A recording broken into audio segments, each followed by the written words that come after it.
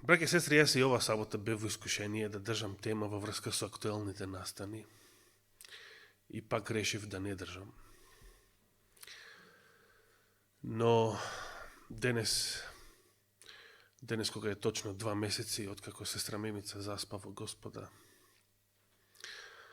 сакам да продолжам да зборувам на темата на воскресението, но некои вести мора да ги споменам како информации пред да преминеме на самото проучување. Дали забележавте, дали следите што се случува на така наречениот климатски самит во Шкотска, да. Освен оние карикатурни сцени каде што сите беа фатени, што седат како спијат, начело со Слипи Џо, како што и го нарекуваат, сегашниот американски претседател. Не мислам на такви моменти, туку на нешто посериозно. Британскиот принц Чарлс, јас го мислев дека ќе биде доживотен принц, бидејќи крал нема да биде никогаш. Слава на Бога за тоа. Во случај на смрт на неговата мајка, актуелната кралица, за престолонаследник е одреден внукот дори. Тоа е веќе од поодамна познато. Па така, ја го мислев дека ќе биде барем принц доживотен, ама ете ни тоа не бил. Туку до самитот во Глазгов бил принц, а од сега натаму, јас нема да го нарекувам така, туку ќе му доделам и нему една комунистичка титула, другарот Чарлс. Слично на неговиот колега во сатанските работи, основачот на Светскиот економски форум, другарот Клаус Шваб. Зошто Клаус Шваб го нареков другар, односно комунист? Бидејќи тој се прослави уште лани со изјавата до 2030 година нема да поседувате ништо, значи тотален комунизам, не како што беше во Југославија, каде што ни завидува и бугарите, и романците, и целиот советски блок. Туку сега тотален комунизам, нема да поседувате ништо, ама ќе бидете срекни. Тоа беше тогашната негова изјава. Но сега и за ѓаволите и нивните и неговите слуги 2030 година е многу далечна и за нив е сега 30-та многу далечна. Повеќе им се брза сега. Ги фати паника. И има дебели причини за паника. Имено Чарлс, другарот сега, не е повеќе принц,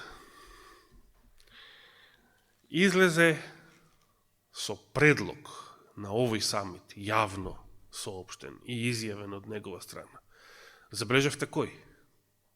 Што предложи? Ако следевте, ако читавте, ако случајно ви фатило око некоја таква вест по интернет или било каде, предложи да се формира една глобална армија, значи светска армија, специјални единици, значи војска на светот, на новиот светски поредок, може тоа така да си го преведеме. Со која цел, зошто да има светска армија, против кого да војува, против воземјаните? Кој е непријател на новиот светски поредок? Со цел, овие специјални единици да направат што? да го конфискуваат целиот приватен имот на сите жители во светот. Значи не 2030 година, тоа е некој далечен комунизам. Сега да се случи тоа и да се случи со сила. Тоа е сега за сега негов предлог. Да, се разбира, нема да може веднаш да се реализира, дури и да биде прифатен. Јас лично, да имам прилика да го сретнам, би го прашал дали тоа значи дека вие исто така ќе се откажете од целиот ваш кралски имот и сето тоа ќе го предадете на светската благајна, на гјаволите кои што управуваат со вас, ќе се откажете од сите тие, од сета таа собственост. Тоа е помалку битно. Зошто им се брза? Деновиве се случуваат многу интересни работи. Една британка излезе со информација, исто така, некоја чија што совест проработува и не може повеќе да издржи да крие, со изјава дека компанијата Pfizer ги лажирала сите клинички експерименти во врска со незината вакцина пред таа да биде лани пуштена во оптек. Значи, отворено тврдат дека компанијата лажела за експерименталните резултати на својата вакцина и дека вистината била сите стаорци кои што пробале Pfizer завршиле мртви. Сите, 100%. Тоа беше информацијата што Pfizer ја сокри и наместо тоа лажеше, даваше други податоци. Во Америка докторот Фаучи се наоѓа на Жешка столица. Има среќа што таму не постои веќе така наречената електрична столица, на која што тој и неговите колеги заслужуваат да бидат спржени за сите злодела што ги направија против човештвото.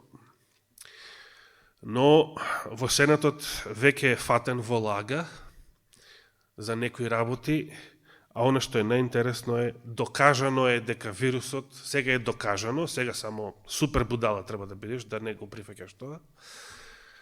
Докажано е дека вирусот е вештачки произведен во лабораторија, дека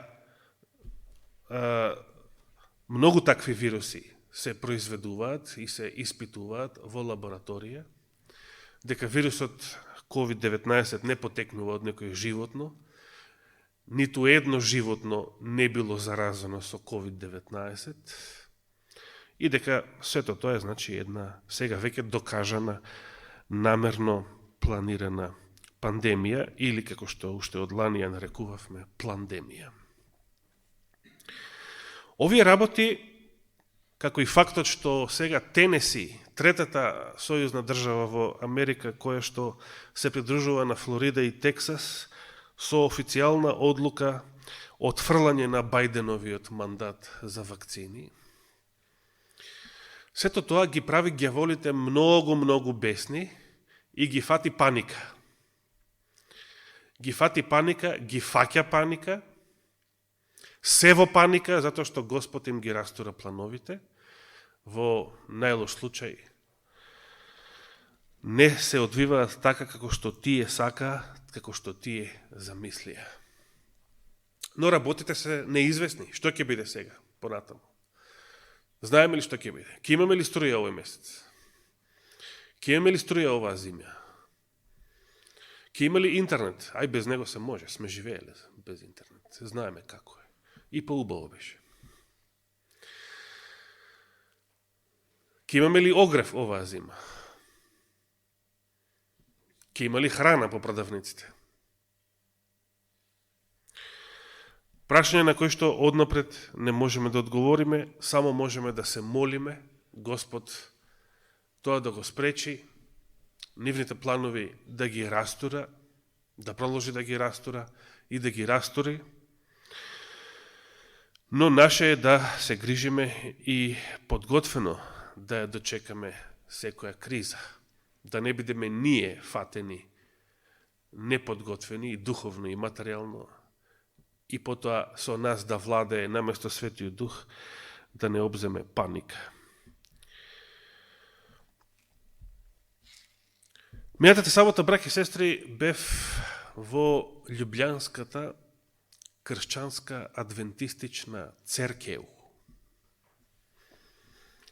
Така се вика и така е надписот на ѕидот. Пред минатата сабота, деновите пред тоа, имавме примено информација од еден верник, и не само верник, или старешина, или ѓакон, или во најдобар случај водач на богослужение и член на тамошниот одбор, србен инаку, кој што не извести, уште од порано, дека во црквата може да се дојде и да се присуствува на богослужение само ако си вакцинирана, но тоа не е единствениот услов, додуша затоа што ќе те примат и ако покажеш било кој од тестовите со негативен резултат и веројатно да не е постар од 2 дена или 3 дена или колку. Не е битно. И бидејќи самиот верник тоа така ни го пренесе, уште предходно телефонски, и тоа беше една за мене многу фрапантна информација. И јас решив да појдам, не за да направам некој инцидент или скандал. Едноставно, сакав тоа да го доживеам како тоа изгледа, ме интересираше, бев љубопитен, тоа да го доживеам на своја кожа, невакциниран. Си го понесов тестот што го имав за патување, но тој веќе беше многу стар, уште од понеделникот до саботата. Планирав да се однесувам многу фино, многу културно, мирољубиво, но сакав да видам што ќе се случи. Бев љубопитен што ќе се случи. Дали ќе ме вратат, дали ќе ми забранат да влезам. Ми беше интересно да видам. Од предходно имав информација дека македонската мисија решила да не ги дискриминира верниците по однос на вакцинирањето. Но еве во земјите, можеби на запад е тоа по-застапено, повеќе се практикува, таа дискриминација постои. Значи и за влез во црква да се биде вакциниран, а овде во Словенија не до душе ги признава и другите услови. Да се покаже тест. И сега сакав да видим што ќе се случи. Дали постои некој стражар, некој лице кое што проверува, кое што би те вратило назад и така натаму. И отидов, и такво нешто не се случи. Никој никого не проверуваше, никој никого не одвраќаше. Се беше нормално, освен едно. Се беше друго нормално, како во времето пред короната, освен едно. Што е тоа? Што мислите? На влезот во црквата, на самата врата, со повеќе од еден лист, беа напишани тие услови. Испечатени, напишани, дека во црква треба да се влегува или само со доказ за вакцинација, или со овие тестови. Значи, они се го имаат тоа напишано, официјално е тоа така, меѓутоа, барем минатата сабота, само за таа можам да сведочам, никој не го спроведуваше тоа на дело. И сега се прашувам дали е тоа навистина така и секаде на друго место, со сите местни цркви. Дали и тие само за пред властите или за пред некоја инспекција, не дај Боже, или го имаат тоа официјално на врата, а додека може, нема да дискриминираме, сите сте добродојдени, сите сте прифатени, ама тоа е неофицијално. Тоа е off the record. Официјално, службено, for the record, смеете да влезете во црква ако сте вакцинирани или ако имате негативни тестови. На што ви личи оваа ситуација? Ни на небо, ни на земја. Или на ставот што го завзеде, предавничкиот став што го завзеде Генералната конференција минатата зима, да им служи обид да им се послужи на двајца господари. Ако може да му служиме на Бога, но да му послужиме и на зверот, колку што е можно да не го налутиме и него, да се покориме, да ги прифатиме неговите барања, неговиот диктат, неговите мерки, неговите уцени и така да му се служи и на Христа и на Бога. Можно ли е тоа? Што рече самиот Христос? Дали е можно да им служите на двајца господари? Не е можно. Дали е можно да се живее на Бош, да се седи на две столици, или како што им рече Исус Навин на израелците, подоцна и Илија, да се те теравиш на две страни, де со Јахве, де со Велфегор, еве од денешната лекција. Или како што напиша апостол Павле, заедно и со Христа, и со Велијар. Можно ли е тоа? Не е можно. Не можеме да му служиме и на Христа, и на ѓаволот, и на Христа, и на антихристот, и на Христа, и на зверот. Во ова време, кое што е почеток на крајот, почеток на завршните настани, почеток на овој процес што ќе заврши со второто Христово доаѓање, а пред тоа со страшните 7 зла, кои што ќе ги погодат жигосаните на зверот и целиот свет, целиот непокајан свет. Во ова време треба да заземеме цврста одлука на чија страна ќе бидеме. Инако исто така не очекував, ме изненади што 1 ноември, понеделникот, беше тотално неработен ден, празник во цела Европска Унија, католичкиот празник на сите светци, или во Словенија дан спомина мртвих, денот на мртвите.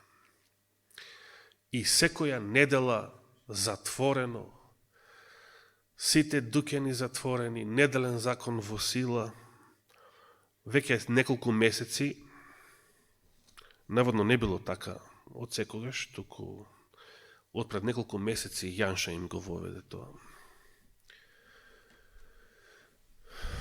Тоа малку ме подсети кога бев дете во Грција, беше така, бидејќи сега грците не ја празнуваат така неделата како порано. Ова вака малку ме изненади, беше неочекувано. Треба да чекаш до понеделник за да испазариш нешто. Знаеме дека тоа се најави и за овдека, меѓутоа еве ова влада сега е во слободен пад. Што ќе биде, како ќе биде, не знаеме, и во поглед на некој тукашен неделен закон. Нека биде по Божја волја.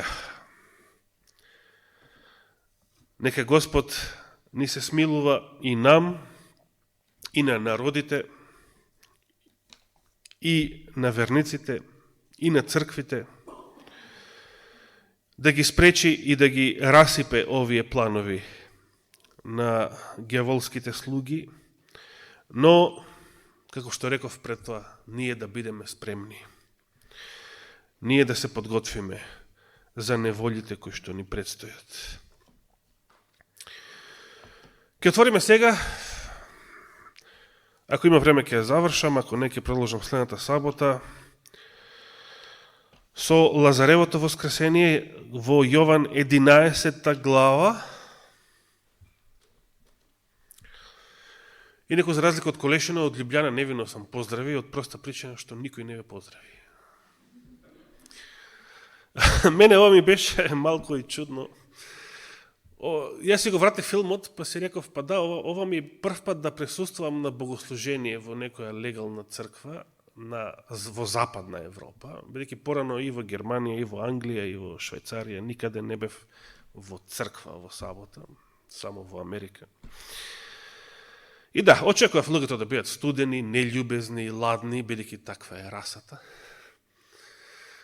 Не затоа што луѓето се лоши, туку таква им е расата. Студено, нељубезно, никој не те забележува. Само еден словенец ме поздрави после богослужението. Една сестра која што го започна да го води, да ја води саботната школа, која што е хрватица, подоцна дознав. Само таа ме поздрави со зборовите, на почетокот една формална студена реченица, поздравуваме гостинот од Македонија, и толку тоа брзо помина и веднаш продолжи богослужението понатаму. И да не беше србинот, од кого единствено добив така срдечно, пријатен пристап, дружење, разговор, едноставно ке беше се онака како да не сум бил никаде. Не знам дали е така, веројатно е и во германските цркви, и во австријските цркви, не знам. Меѓутоа, таква е ситуацијата. Да отвориме во Јован 11 глава и да размислиме уште еднаш за настаните кои што доведоа до најголемото Христово чудо на земјата.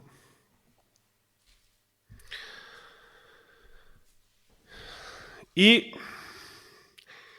едното од двете воскресенија за кои што зборува Новиот Завет, кои што се случиле во Христово време на земјата, откако покојникот е веќе погребан, односно откако е закопан. Тоа е едното. Сите претходни воскресенија, што ги досега ги споменавме и во Стариот и во Новиот Завет, покојникот се уште не е погребан, но со Лазаревото воскресение покојникот е веќе погребан и тоа веќе 4 дена е во гробот, така читаме во ова глава. И постои само уште еден случај на воскресение на лица кои што се веќе погребани, а за кој што зборува Новиот Завет. Кој е тој случај? Добро, благодарам, но не мислев на тоа. Значи, Исус би бил третиот, но тоа е самиот Исус. Во Новиот Завет зборува за воскресение на лица кои што веќе биле погребани. Освен овој случај со Лазара и ајде освен Христовото воскресение. Се сеќавате кој е тој случај? Така, браво, Васе. Воскресението на многу старозаветни луѓе кои што воскреснаа. Кога воскреснаа? Ај, тоа ќе го оставиме за друг пат. Но најдете каде се наоѓа запишан тој настан во Новиот Завет, во Евангелијата, и одговорете ми следната сабота кога биле воскреснати, кога се случило нивното воскресение. А ние продолжуваме со Лазар. 11 глава, првиот стих, беше пак болен некој си Лазар од Витанија, од селото на Марија и незината сестра Марта. Патем речено, кога сме кај Лазара,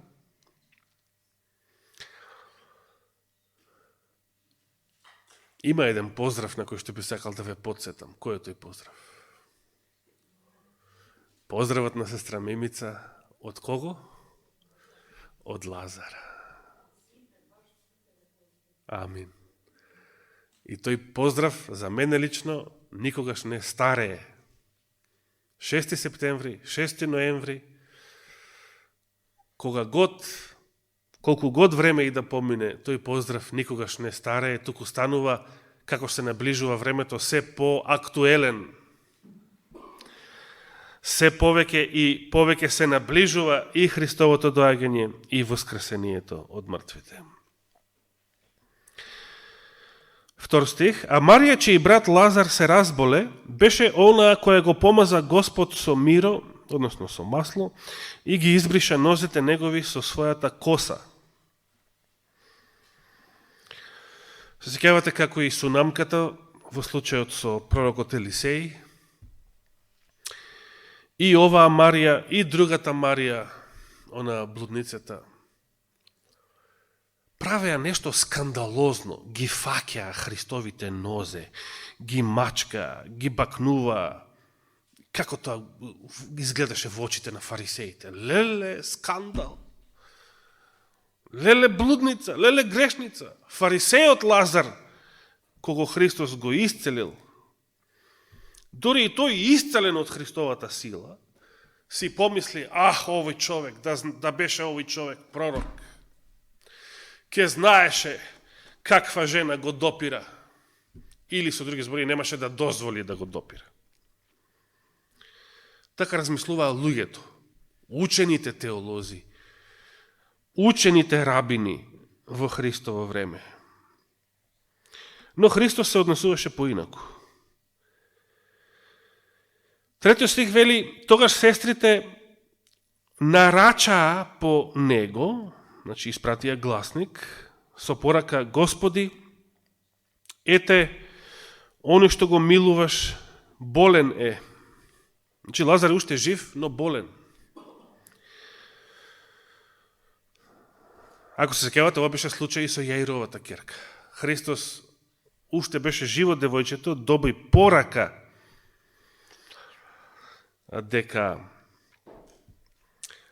е болна и дека е повикан во домот на Јаир да ја исцели, па тој некако намерно одолговлекуваше и пристигна во домот кога девојчето веќе беше починато.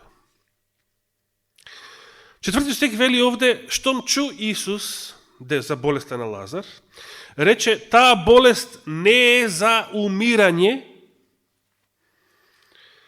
туку за слава Божја, за да се прослави Синот Божји преку неа. А Исус ги сакаше Марта, незината сестра и Лазар.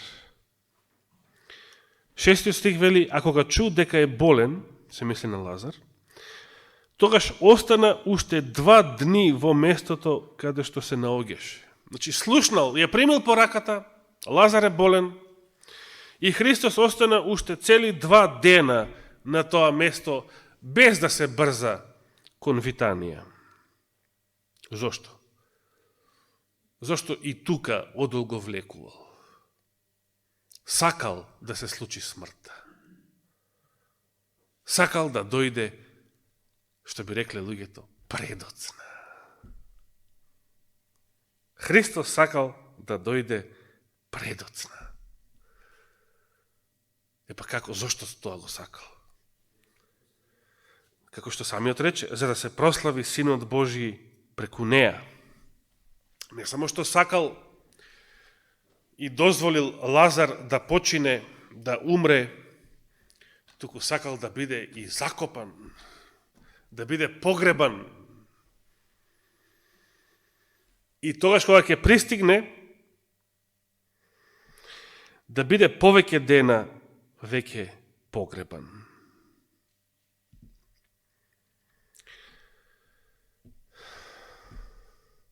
Продолжуваме да читаме. Потоа, значи, после тие 2 дена одолговлекување, им рече на учениците да отидеме пак во Јудеја.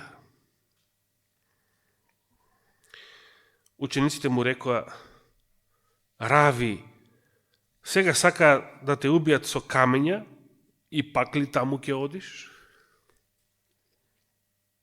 Што да ги зборови, што мајка бараш сега во Јудеја, кога знаеш дека таму те мразат и сака да те убијат, уште од претходната, од есен, од сеници. Исус одговори: нема ли 12 часови во денот? Тука Исус мисли на светлиот дел од денот. Кој оди дење не се сопнува, зашто ја гледа светлината на овој свет, а кој оди ноќе се сопнува, зашто нема светлина во него. Ова им го кажа, а потоа им рече: Лазар, пријателот наш, заспал, но ќе отидам да го разбудам. Лазар е веќе погребан, а Исус вели заспал. Зошто го кажува тоа? Како го сватили учениците? Тие биле многу љубопитни зошто Исус одеднаш предложил да отидат во Јудеја, многу непријателско место за него и неговата мисија. И сега очекуваат сериозна причина зошто сега би требало да се дигнат и да отидат во Јудеја. Наместо сериозна причина, Исус им вели: Лазар, пријателот наш, заспал, но ќе отидам да го разбудам. Што значи сега ова? Тогаш учениците негови рекоа: Господи, ако заспал ке стане, што има ние да идеме таму? Што има ти да идеш таму да го будиш? Исус го рече тоа за смртта негова, а тие мислеа дека говори за заспивање со сон. Тогаш Исус рече отворено: Лазар умре. Но се радувам заради вас што не бев таму, та да поверувавте, туку да отидеме кај него. Сега ова звучало уште многу поглупаво. Не во очите и во паметот и во ушите на евреите, туку и на неговите ученици. Лазар умре, а Христос се радува што не бев таму пред да умре.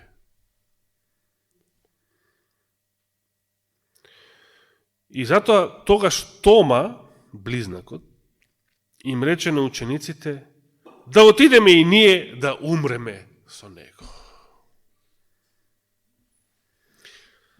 Со други зборови, треба да се оди во Јудеја. Јудеја е многу непријателски терен. Христос сигурно ќе биде каменуван таму. Учениците нема да поминат подобро. Одење во Јудеја во тој момент значало сигурна смрт. Штом Христос во според нивното мислење не им дал доволно јасна пред се и доволно силна причина зошто треба да отидат во Јудеја, ако човекот веќе умрел, па што има да се оди во Јудеја? Барем да се одеше додека беше жив. Исус па го вели спротивното: се радувам што не бевме таму пред тоа, додека беше жив. Многу чудно. И затоа Тома заклучува: ајде тогаш ќе одиме и ќе умреме и ние. Лазар умре, ќе умреме и ние. Што друго не очекува во Јудеја? 17 стих вели: кога дојде Исус, откри дека тој веќе 4 дена е во гроб. Колку дена? 4 дена во гроб. Дали е тоа предоцна? Да. по сиот човечки памет, стручен или нестручен. Тоа е предоцна.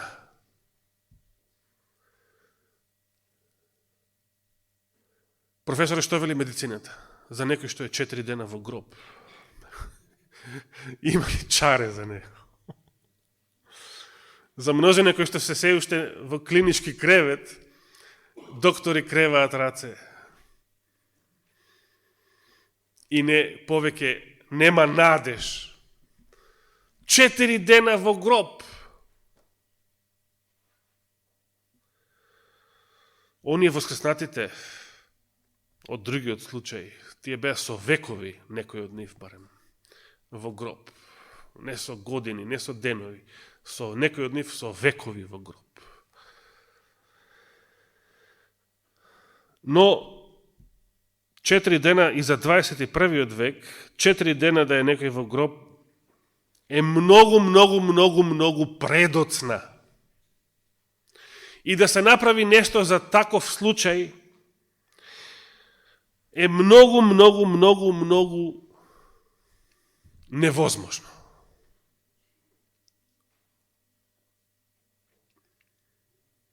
Има една прекрасна реченица што ја прочитав. Ја прочитав пред неколку седмици, не се сеќавам точно кога. Беше објавена така на Facebook, како реченица само. Беше цитат, веројатно, од некоја книга, заборев од која, но гласеше вака.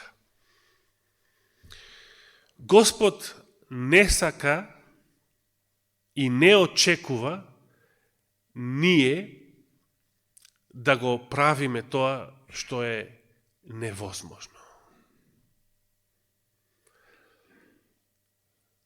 И потоа, тој сака ние да очекуваме од него да направи што?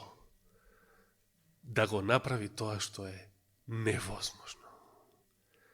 Че Господ не очекува од нас ние да правиме нешта кои што се невозможни, но тој многу сака ние од него да очекуваме да се случи, да се направи невозможното.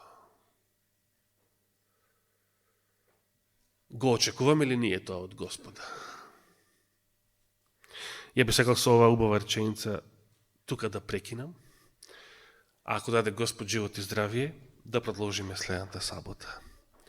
Нека му е фала и слава. Амин.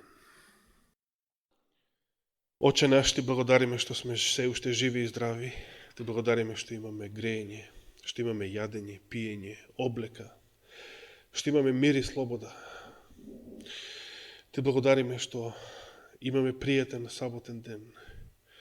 Ти благодариме што се гледаме и со гости, и со лица кои што одамна не сме ги виделе. Ти благодариме, Господи, за Твојот голем благослов денес, кој што не сме го заслужиле. И се уште, иако постојат одамна веќе многу најави за големи кризи и големи неволји што предстојат, ние се уште живееме еден мирен и благословен живот.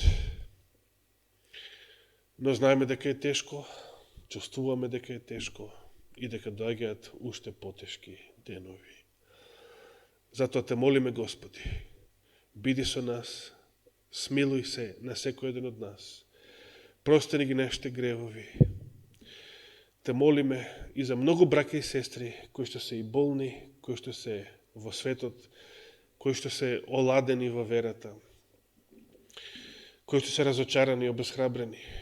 Те молиме и за нив. Ние не ги забораваме, ние од нив не се откажуваме, како што ти не се откажуваш од нас. Те молиме на сите да им дадеш вера и храброст и разум како да се подготвиме за неволите што ни предстојат. Те молиме да ги спречиш тие неволи, да ги расториш плановите на твоите непријатели. Но од друга страна повикани сме да се подготвиме и да бидеме мудри. Ти благодариме за секоја Твоја благодат, за секој Твој добар дар, Ти благодариме најмногу за жртвата на Твојот Син, неговото преславно воскресение и ветувањето на Словото Твое, дека од Тебе и само од Тебе треба да го очекуваме невозможното. Ти ќе ги вратиш сите наши починати, мили и драги, повторно во живот, во нови бесмртни тела. За тоа Ти благодариме најмногу во името Христово. Амин.